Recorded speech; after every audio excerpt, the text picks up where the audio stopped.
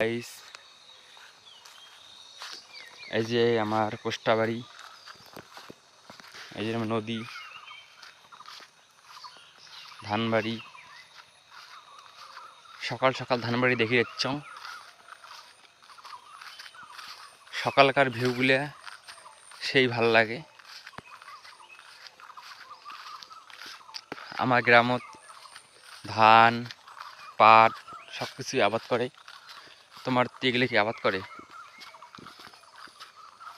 দেখো কি সুন্দর না? তোমার এগুলি আছে? কার কার এগুলি আছে কমেন্ট করিয়ে জানান।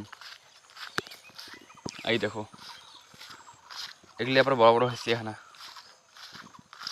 বুঝলেন? ওই দেখো, ওই দেখো, ওই দেখো।